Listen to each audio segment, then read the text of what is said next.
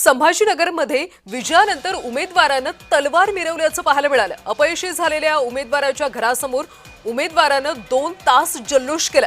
शिवसेना शिंदेचे उमेदवार अभिजित जीवनवाल यांनी हा जल्लोष केल्याचं पाहायला मिळालं। संभाजीनगरमध्ये विजयानंतर उमेदवारानं तलवार मिरवल्याचं चित्र पाहायला मिळालं। अपयशी झालेल्या उमेदवाराच्या घरासमोर विजयी झालेल्या उमेदवारानं जल्लोष केला।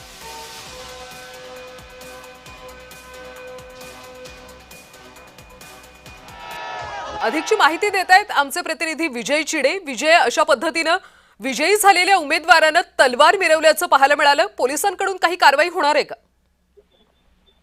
नक्कीच कल्याणी जर पाहिलं तर काल महानगरपालिकेचा निकाल लागला होता। त्यामध्ये शिंदे शिवसेनेचे उमेदवार अभिजित जीवनवाल हे निवडून आले होते। त्यानंतर त्यांनी विजयानंतर रॅली काढली होती। त्या रॅलीमध्ये त्यांनी थेट तलवार मिरवली होती। मात्र ज्यावेळी पाहिली रॅली होती त्यावेळेस पोलीस देखील त्या ठिकाणी होते आणि पोलिसांनी अद्यापही या व्यक्तीवरती कारवाई केली नाही। मात्र विजयानंतर ही जी तलवार मिरवली आहे यामुळे जर पाहिलं तर मोठा कायदा सुव्यवस्थेचा प्रश्न जो आहे तो देखील ऐरणीवरती छत्रपती संभाजीनगरमध्ये आल्याचं पाहायला मिळतं। कारण नवचित उमेदवाराकडून आता थेट तलवार घेऊन मिरवणूक देखील काढण्याची त्या ठिकाणी पाहायला मिळाली। आताही पोलिसांनी यावरती कारवाई केली नाही।